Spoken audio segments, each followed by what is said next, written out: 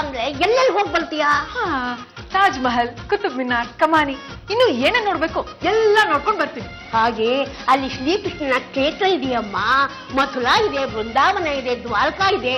ಅಲ್ಲಿಗೆಲ್ಲ ನೀನು ಹೋಗಿ ಬಂದ್ರೆ ನಮ್ಮ ಮನೆಗೆ ಒಬ್ಬ ಪುಟ್ಟ ಕೃಷ್ಣ ಬರ್ತಾನೆ. ಓಕೆ ಓಕೆ, ಅದನ್ನು ನೋಡ್ಕೊಂಡ್ ಬರ್ತೀನಿ. ಜಾಸ್ತಿ ಬಂದಿದ್ದೀವಿ. ಆಫ್ಟರ್ ಲಾಂಗ್ ಟೈಮ್ ತಾವೊಂದು ಒಳ್ಳೆ ನಿರ್ಧಾರಕ್ಕೆ ಬಂದಿದ್ರಿ ಕಣ್ರಿ. ಹೇಗೂ ಪರಮಾತ್ಮ ಒಳ್ಳೆ ಚಳಿಗಾಲ ಕೊಟ್ಟಿದ್ದಾನೆ.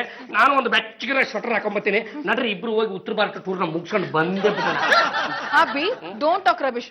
ನಾನು ಹೋಗ್ತಾ ಇರೋದು ಮಹಿಳಾ ಸಂಘದವ್ರ ಜೊತೆ.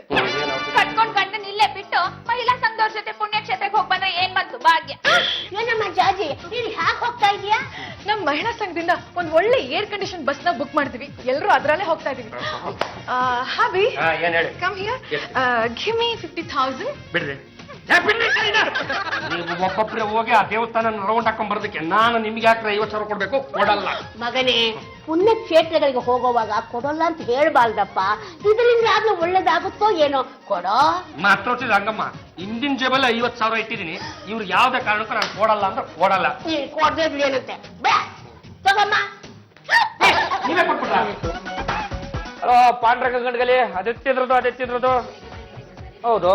ಜಾಜಿ ಅವರು ನಮ್ಮ ಮೇಣ್ರೆ, ಅವ್ರು ಈಗಿಲ್ಲ ರೀ, ಅದೆಲ್ಲ ಹೋಗಿದ್ದಾರೆ.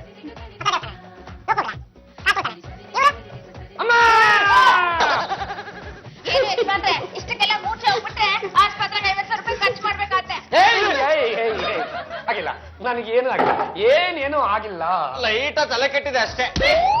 ನಿಮ್ಮ ಮುದ್ದಿನ ಸೊಸೆ ಜಾಜಿ ಜಂಬಲ್ದಿನ್ನಿ ಶ್ರೀಕೃಷ್ಣನ ದೇವಸ್ಥಾನಕ್ಕೆ ಎಂಟ್ರಿಯನ್ನ ತಗೊಂಡು ನನ್ನ 2 ಕೈಗಳನ್ನ ಜೋಡಿಸಿ ಇನ್ನೇನು ಕೃಷ್ಣ ಪರಮಾತ್ಮನ ಪಾದಕ್ಕೆ ಎರಗಬೇಕು ಅನ್ನುವಷ್ಟರಲ್ಲಿ ಇಲ್ಲ ಕಣೆ, ನಮ್ಮ ಪದ್ದಪ್ಪನ ತರ ದಪ್ಪಗಿರೋ ಯಾರೋ ಒಬ್ಬ ಬಸ್ರಿ ಹೆಂಗ್ಸ್ ಬಂದು ಇವ್ರ ಕತ್ತ ಮೇಲೆ ರಪ್ಪಂತ ಕಾಲನ್ನ ಇಟ್ಟೇ ಬಿಟ್ಟಂತೆ. ಹೋಗೋದನ್ನ ಕಾಯ್ತಾ ಇರ್ತೀಯಲ್ಲೇ, ಜ್ಞಾನ ತಪ್ಪೋಗ್ಬಿಟ್ಟಿದೆಯಂತೆ. ಇನ್ನೇನು ಕರ್ಕೊಂಡು ಬರ್ತಾರಂತೆ. ಇವ್ರ ದೇಹಕ್ಕೇನು ತೊಂದರೆ ಆಗಿಲ್ಲ, ಆದ್ರೆ ಮಾನಸಿಕವಾಗಿ ಏನೋ ತೊಂದರೆ ಆಗಿದೆ. ಹಾಗೆ ಬಿಟ್ಬಿಡು. ಏನೋ ಮಾತಾಡೋದ್ರಲ್ಲಿ ಸ್ವಲ್ಪ ವ್ಯತ್ಯಾಸ ಆಗ್ಬೋದು. ಒಂದು 15 ದಿವಸ ಅಡ್ಜಸ್ಟ್ ಮಾಡ್ಕೊ, ಆಮೇಲೆ ಎಲ್ಲ ಸರಿ ಹೋಗುತ್ತೆ. ನಮ್ಮನೆಗೆ ಡಿಸ್ಕೋ ಶಾಂತಿ ಬಂದ್ಬಿಟ್ಟು ಜಾಸ್ತಿ ಜಂಬಲ್ತೀನಿ ಇವ್ರೆ. ನೀವೇನ್ರಿ ಅದೆಲ್ಲಿಂದನೋ ಬಂದು ಟೆಂಟ್ ಹಾಕೊಂಡು ಹೊಟ್ಟೆ ಸಾಕ್ತಾರಲ್ಲ ಆ ತರ ಕಾಣಿಸ್ತಾ ಇದೀರ ಕಣ್ರಿ. ನಾನು ರಾಧೆ. ಎಲ್ಲಿ ನನ್ನ ಕೃಷ್ಣ? ಯಾವನವನು? ಕೃಷ್ಣ, ಮುರಳಿ, ಗೋಪಿ, ಮುರಾರಿ.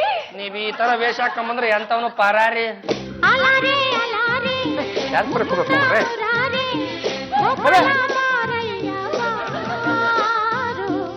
ನಿಜವಾಗೂ ಕಲ್ತಿಬಿಟ್ಟಿಯಪ್ಪ.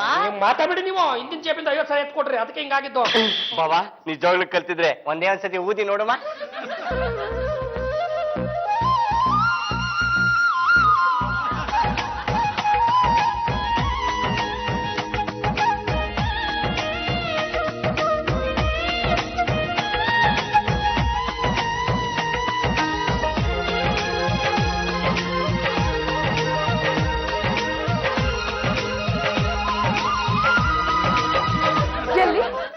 ಎಲ್ಲಿ ನನ್ನ ಕೃಷ್ಣನಲ್ಲಿ?